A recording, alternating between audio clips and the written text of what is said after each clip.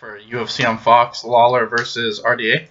Let's start at the bottom. The first fight is Nordine Taleb versus Danny Roberts. And I like Danny Roberts. I think he's a really good striker, jiu-jitsu guy, but I think it's going to be really hard for him in this fight. I think Nordine's the better striker, and I think his takedown defense is just better than Danny Roberts' wrestling is in general. If this fight did go to the ground and Danny Roberts, was on bottom or something, maybe he could catch him in an armbar or something. I just don't see it happening. I think Nordine Taleb will keep this fight standing and just win by a unanimous decision. Next is Jordan Meehan versus Eric Silva. Both these guys are in the exact same situation where they were, the high expectation prospects who've kind of, not done that well recently. But to me, Eric Silva's been very competitive. Even though they've both gone 2-3 in their last 5, I feel like Jordan Meehan had that long break and he's lost 3 straight and just hasn't looked good in any of those fights. As for Eric Silva, he's been fighting consistently, and I feel like all of his last couple fights, he's at least looked competitive, even the ones he's lost. The 2 wins he had were good wins, and the losses he's had were close losses. So I just feel like Eric Silva is more consistent. I also feel like if this fight goes to the ground, he's got a phenomenally huge advantage. So I think Eric Silva will eventually get this fight to the ground and probably win by submission with like a rear naked choke or something. Next is Alessio Dicero versus Oluwale Bambosi. And Oluwale has not impressed me. I feel like his takedown defense is not improved and his conditioning is not very good. I feel like the only way he wins this fight is if he catches Alessio really early.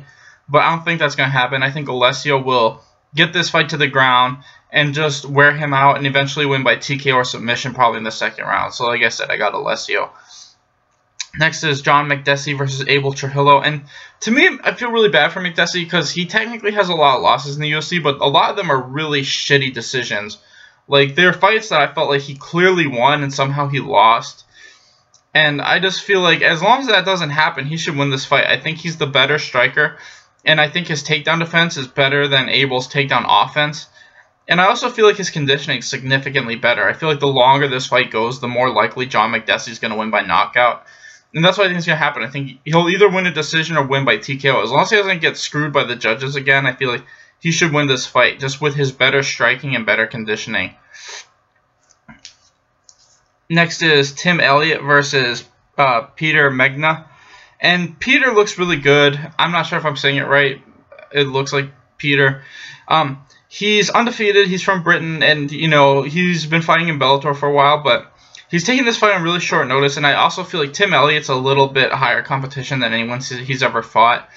I feel like Tim Elliott should be able to get this fight to the ground, and when he does, I think he's going to be able to dominate it. I think Peter's, kind of like a Brad Pickett kind of guy, just not as good of a grappler overall. And like I said, I think Tim Elliott will get this fight to the ground, and eventually he'll either win by decision or submission. Next is Chad Laprise versus Galore Bufundo. And Galore, I've said this when he made his debut. His record was 4-2, and now he's 5-2 after that great knockout from a slam. The 2 losses he had were DQ losses in fights where he was dominating and threw an illegal strike. He is a good striker, but I feel like he's way too flashy, and I feel like he's kind of weak when it comes to just consistent striking. I think that Chad Laprise will be able to dodge the big stuff. I mean, there's a huge size advantage for Galore, but he's not a great wrestler. But, like I said, I think Chad Laprise, as long as he doesn't get caught with something crazy, will be able to outpoint him for 3 rounds and just win by decision. Next is Julian Marquez versus Darren Stewart. And Darren Stewart just hasn't impressed me at all. I don't think Julian Marquez was that amazing in the Dana White looking for a fight thing.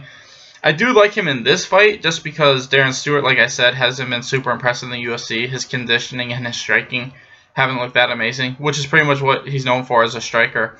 I think Julian Marquez has more knockout power and is eventually just going to win by TKO.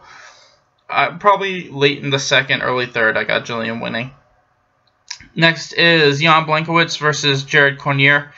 And to me, this fight's really tough because I feel like Jared Cormier is probably better overall. And if he tried to take this to the ground, maybe he'd, get a decision win. Just because Jan has shown that he's very takedownable. And, if you can get him on his back, you can kind of just grind him out.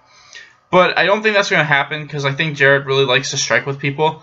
And I feel like if this is just a straight-up striking match, I think Jan just has way more weapons. I think Jared's just way too much of a boxer, and Jan can attack him with a bunch of different stuff. I think that's what's just going to happen. I think Jan's going to mix in kicks and stuff like that, and elbows and knees, and just slightly edge out all the rounds. And I think this could potentially be fight of the night, just because of their striking styles. They could be going back and forth the whole time. But I'm going to go with Jan. I think he wins a close decision. Next is Glover Teixeira versus Misha Koreshkov. And to me, Misha is good. I know that one fight he just had, he got knocked out, but it was, you know, kind of behind the ear, back of the head. But it was while they were standing and he was moving back. So I don't know if that's really a testament to his chin, just because that wasn't on his chin. That was like slightly on the back of the head. And like I said, I don't think What's-His-Face did on purpose. He was just throwing the punch as he was moving away.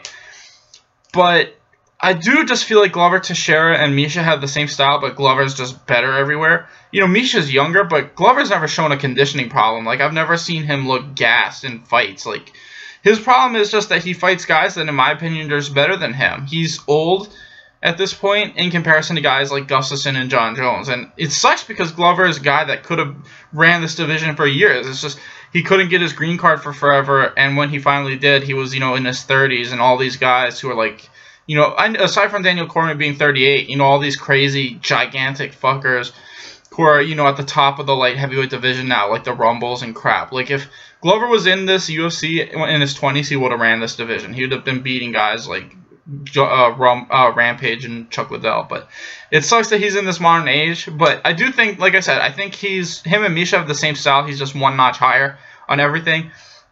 And I think that he'll either win by knockout or submission. I also think his conditioning's way better. I feel like Misha, that's something people don't talk about, is he does have a little bit of a conditioning problem if he can't.